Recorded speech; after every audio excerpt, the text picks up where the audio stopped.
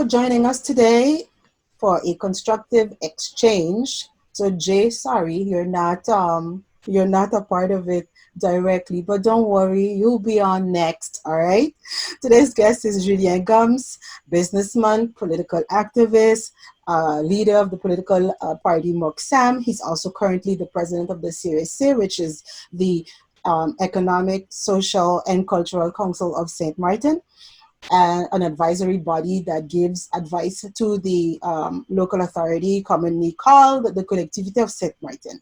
Thank you for taking the time to chat with us, Julien. I am very excited and happy because I can see that technology is our best friend right now, and you are a technology man, right? That's your field of expertise. So thank you for being here. Thank you, Diamond Cat, for having me. It's always a pleasure to share a few minutes with you guys. Hope that you have it. Julien, do you mind, if you don't mind, being a little louder or take bringing your mic a little closer? Yeah. I'll, I'll try my best. Yes, that is actually better. That is totally better. Julien, here we are. This is April 19th. We're sitting here having this exchange. Let me start by asking you how you've been doing so far with your family during these challenging times, with the whole confinement. Has it been difficult? Especially as the head of the family, with children, it's always a little complicated to explain that you can't go outside or at least not out and about. How has that been for you? Well, a bit challenging, like everyone else, I believe. But after explaining and talking, you know, trying to comprehend what the dangers are, I think that's the most point which I'm trying Remember to your pass on mic. the message. Yeah, you getting me there? Yeah, I'm getting you. Okay. So I said that was the most important part, and emphasizing on the danger that goes with it, so that you get the message across and try to explain, why we are on a certain restriction. But besides that, not more than that. When you are accustomed to living with your family and so on, it should not be a bigger issue than that. So you are a pretty well disciplined Saint Martiner as we speak right now. You're Well, confined. You're not part. Are you part of the essential business list? Um, yes, I'm part of it as IT technician because fortunately for me, my services are requested here and there now and again. So I do I would say that move around, assist clients and other people with maybe their technical difficulties, whether it's internet connection or whatever the case may be, so that they could be part of this virtual wall or I would say technology area, But which this is we are forced into. this is interesting because we've been seeing, people have complained. I mean, now there was a time where social media was the enemy, don't go to social media for this and that. But now social media is kind of the best friend because that's the place you get the information, whether you have to filter it or not, and have Definitely. the, accurate information and filtered information and proper information by both, whether it's government or, technical services. But now we're going to the internet and we're seeing that a lot of people have complained about not being able to have access to internet or being in areas where they have poor services and so on. And here you are telling me, my services are required. What's doing that though? What's our deal on French St. Martin when it comes to digital infrastructure? Um, well, it's no secret we are not up to par. Of course, we have suffered the consequence of armor, and we cannot neglect that. But it is a fact that you have plenty of businesses and family homes that do not have a proper internet connection. They're trying their best. They usually use their cell phones or Wi-Fi connections, wireless connections, but we don't have a proper internet structure that would cover at least 80 to 70 to 80% of the homes and businesses in there, So are at you least on French side. So are you saying that it's, what is it? It's a question of it's money, it's a will. What is it? Why are we so Well, poor when it comes to that type of services? I do believe first and foremost it's a question of leadership and decision that had to be made earlier. No, I will not go into the detail why it was not done, but as you can see, we only our collectivity only voted um, per, I think it was last month, one of the final version of their strategic deployment plan for digital services on the island, where they plan to create a common body that's going to take care of the tracks and the different tunneling of fiber optics and so on and so on. These are decisions probably that should have been taken maybe the day after Irma, so that Are we you could saying this empower. realistically speaking, Mr. Gumps? Because knowing that EOMAP came in 2017, here we are 3 years later. Is this a realistic comment or reflection that you're carrying here? Definitely, because Okay. this question is on the table for quite some time. Okay, of course, what the disaster of Irma really put it on the forefront, but it was a question that was there, and no one was really paying it proper attention. But what I'm saying is that the more we delay with strategic decisions, of course, more time it's gonna take, to get these projects off the ground and get them properly functioning. So yes, I'm saying it. I repeat it. These are decisions that should have been taken at least 1 year ago, so that as promised, 2 years after Orma, we would have at least a decent internet service on there. And how far you think we are right now that, you're saying this should have been our reality way before, and moving forward, do you think in terms of a timeline of the way you see things moving, when can we expect, you know, better service? When can we expect people not to be complaining in every district that their children are unable to engage in e-learning, for instance? Unfortunately, um, it's going to be difficult to give a date for the entire island. But I'm Mm. saying if you want to touch at least 70 to 80% of the needies into digital connection, we're talking about nothing before the end of 2021. Nothing before the end of 2021. 2021. Okay, Yeah. well, at least we know what we're in for, because the reason I'm asking this is because the French government, nationally speaking, they have already said that deconfinement, there is going to be deconfinement. There's also going to be life after COVID. And Mhm. this might go on until 2021 because of, having to, rearrange our lifestyles and our habits. This is all going to be reviewed, and we're now going to have to learn to work from home, cloud our stuff, be able to do a certain amount of things remotely. And it seems that it's all very new to us as a community, but it is now becoming a forced reality, if I may.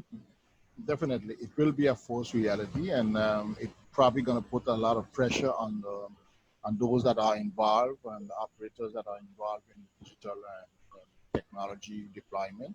But it is a fact. There was a before COVID-19, and there will be an after confinement of COVID-19. There's a quite amount of our strategies and um, the way we did things before that probably will have to be revised and find a new way of doing things. And yes, distance working would be certainly one of the options as most as possible. Uh, but other services probably going to see on surface also. And definitely from now on, we're going to be more in a digital world than before. That is no doubt. So now let me like tease you a minute for being the head of the series. Tell us a little bit about your actual, your current assessment of the St. Martin reality. I'm talking about the fact that we moved from having a symbolic border to a physical border. Um, the safety measures in place, the lack of synchronization between the both sides of the island. I mean, what is your current assessment? Well, how to say this? It is a situation that we are not comfortable with. It is a situation that we did not live before, but it's most likely a situation that we will have to deal with in the sense that this is a precedent, and might tomorrow anything bad or worse might happen. Mm-hmm. You will see the closure of borders and stuff like that gonna emerge again.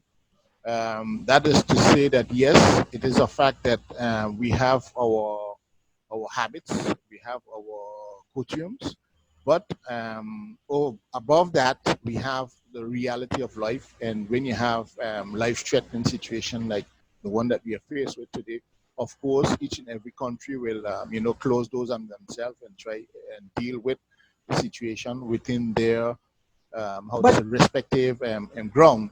And the situation with St. Martin is that we have for a long time and still always in a limbo situation where it is not officially this way, but it is tolerated that way, and so on and so on.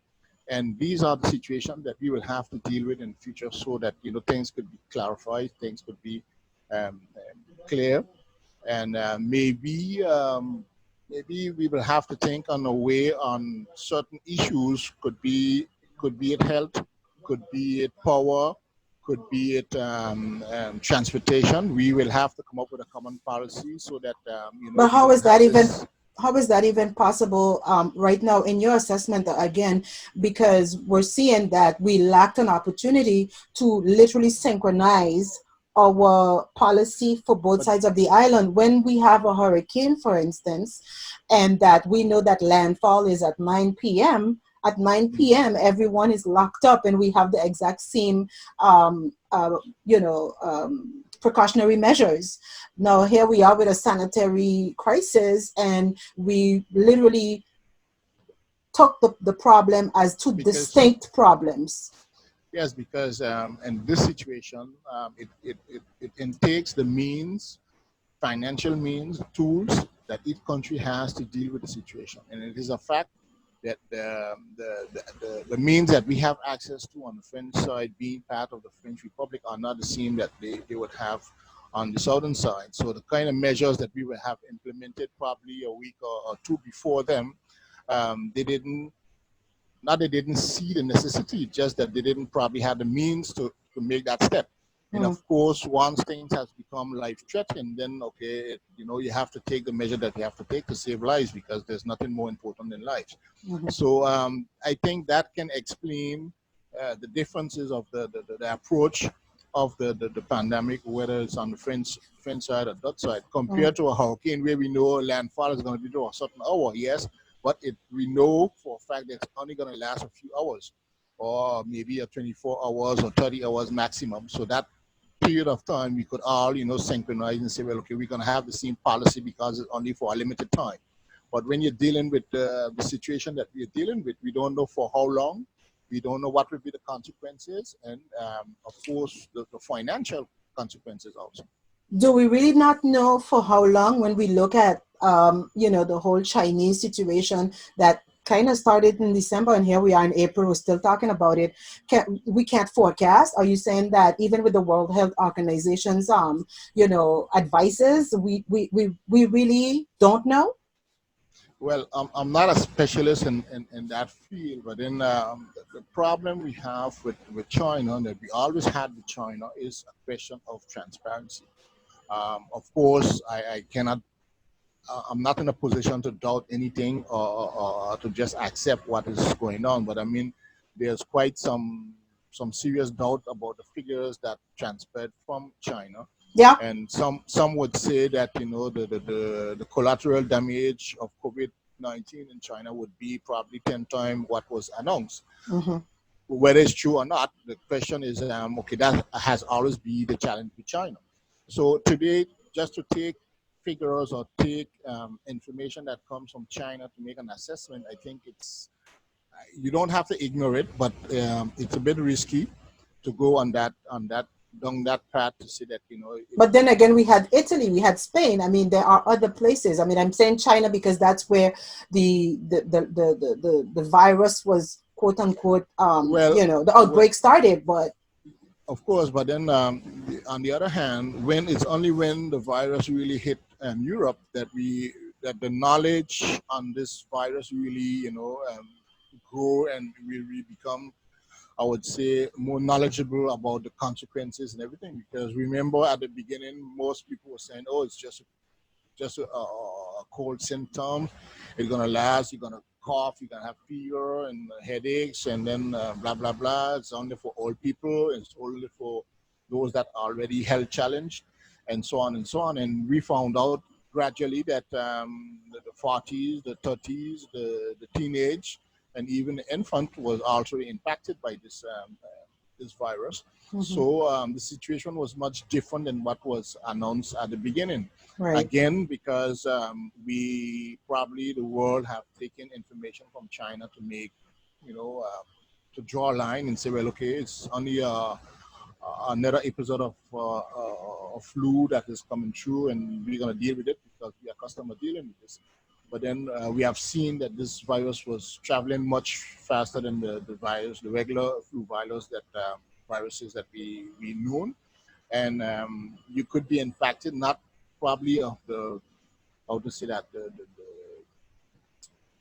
going to be more ill than others situation, but just that the quantity of people that are going to be touched at the same time is what got Italy and all the other countries alerted. That's when it's only here late February and March that everybody start to look for ventilators and so on and so on, because they have realized that you have a great amount of people that are challenged at the same time and needed this intensive care attention, where in our hospital structure we didn't have enough space for that. So then everybody got worried, and then you had to institute the lockdown and so on and so on, where that is concerned. So you could imagine, even before in China, they didn't start by any lockdown. They started by imposing compulsory the way of mass and different things. But people was, I mean, life was still going on to a certain point. yeah. It started in Italy when you say, well, first time I heard that, I would say, well, how can they people close down a country because of a virus that they said is just only a flu? So it's only when information start accumulating, and when you understand really the danger that is behind of it is not So you're only saying is when it touched down in Europe is when the truth really started, or not just the truth, but definitely, at least the reality of the definitely, consequences of this outbreak. That, we definitely, got more details, more information. We were yeah, able to know a little bit more of how the deaths were going on, how fast, yeah, how yeah, rapid, and yeah, where the world is now blaming China for keeping a tight lip about the conversation from the get go. Because we don't definitely, have so too much time, Mr. Gums. So right now, something that the St. Martin people have, awakened to is the reality of the border. Yes, but it's also about the power struggle in St. Martin. We know that all powers are into the Prime Minister's hands on the southern side of the island. When you really think about it, you can see that she is in charge of day-to-day operations, all the yeah, ministries and so yeah, on. yeah, And on our side of the island, I think the COVID really, despite the how should I say, the collectivities wanting to build awareness, wanting to go to meetings and so forth, but clearly it's not in their hands, and they are kind of the teller of the bank. You go to the bank and there's a teller, and then you have the banker. So the teller is the collectivity, and the banker is the prefecture or the state. Um, what do you say about that with moving forward with regards to politics, especially when we know that 2022 is another, another rendezvous? Uh, yes, um, but people are going to be Diamond called to Cat. the polls, and yeah, Well, Diamond Cat, that is nothing. That is nothing new in the sense that it's something that we are discovering. It's just that yeah, we we know have we it. have competences. We have competences that are state competencies, which is the border, which is healthcare, which is immigration, and so on and so on. So that is nothing new today. What happens is that when you spoil or when you better the relationship between the two, I would say the two poles or the two heads of a territory, and then you get in this situation, of course, one gonna profit on the other. I guess probably it would have been the same if it was something that was in the competence of the collectivity. They would do their best to keep the state out, and something that is in the competence of the state, they're doing their best probably to keep the collectivity out because of the type of relationship they have between both leaders. So And you're saying this is that just the animosity is also a part of the way we unfold or display the relationship between the two entities right now, that this dual governance cannot actually take place? Is that what you're saying? it's not it cannot actually it just means to say that we have to be particular and careful that when you have a dual situation like this, that each person respect each other with in their due respective position. And once you get out of hand once, then the other party will always, whenever he get opportunity to, will show you that okay, you think you're the boss, but I'm going to show you that I'm the one running the show now, and so on, and back and forth. Of course, it's not in the interest of the territory. So that's why I'm saying that this is a situation that we have to avoid because we are not a country. We are in a particular situation. We are part of a republic that have still a certain amount of competencies on the territory. Our local government, of course, have theirs, but we have to intelligently work together so that this kind of situation or this kind of relationship don't transpire publicly in the future in the best interest of the country. I want to thank you, Mr. Gums, for answering a few questions and, of course, being with me here today. Those of you who are listening, we were exchanging with none other than Julien Gums, president of the CRSC, Offset Party, and also political leader of the MOCSAM. Any last words or closing remarks, Mr. Gums? Well, I learned that this probably the video will be broadcast also. I just want to apologize for the quality of the image because unfortunately my camera is not up to date, and some would say that for someone that is in technician it shouldn't be.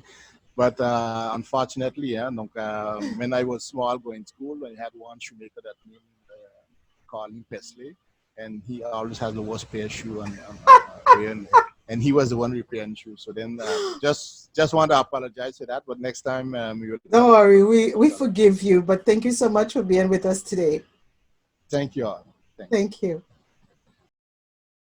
Minutes from the meetings, the advice from the CSA, we did recommend that quickly the president, call some serious meeting with the how to say that the concerned part of the population, business owners and different associations, so that we could come up with real measures to assist the company. Because just by shoving back of a few months charges and so on, that is not okay. It's better than nothing, but that is not what's going to save our jobs. That is not what's going to save our companies.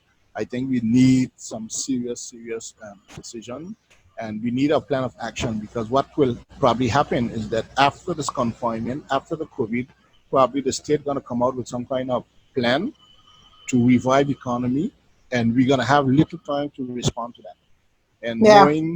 knowing our tradition, we will not respond in time with a proper foil, so that we could have the proper attention that we need. And then we're gonna start the work by then. We're gonna like we say in French, backlay some kind of dossier, and then we will submit it, and we will be better at the end of the day, because we will not get what we expect. What we So expected. it's from Yeah. now. It's from now that we have to work on that. You would think It's from the way now. you're saying this, you would think that we learned our lesson for Irma. I thought we No, had all no, the practice we needed yeah, 3 years but ago, and here we are we 3 years no, later with our pandemic and this global yeah, crisis, but more so with an economic yeah, apocalypse, or it's yeah. like That you is know. going on for quite some time, because it was there before Oma. Oma make it worse. After that, we had the what do you call it, the preparing situation that Right. spoiled the whole season. and here now we are confronted with the COVID-19. So I Yeah. mean, the economy of this island is being through a real serious, I would say, drama, and it needs special attention. It needs special measures. It needs something that just not sitting down on the end of a table and saying that we're going to suppress this or we're going to postpone this. We need a plan of action that really going to take this country back Yeah, to a certain level for so that we you, can. it's good to start there, but It's it is good to not what start we there. need. Yeah. It's not the true conversation. It's Yeah. not the true Yeah. fight.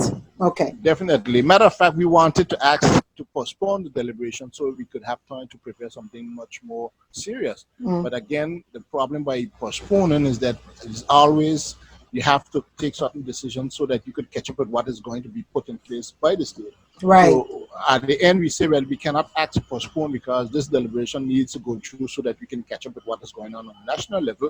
But it is not the final act. It is just a good start, but we need now to sit down and work so that we could come up with something. I don't have the solution. I don't pretend to be a fortune teller or anything, but we have to seriously sit down and Yeah. talk to see how we Real put this to brainstorming and start. unfold a real Definitely, plan. Okay. definitely, A plan of definitely. action then. Yeah, yeah. All right. Thank you so Voila. much, Julien Gomes. Thank À la you. prochaine.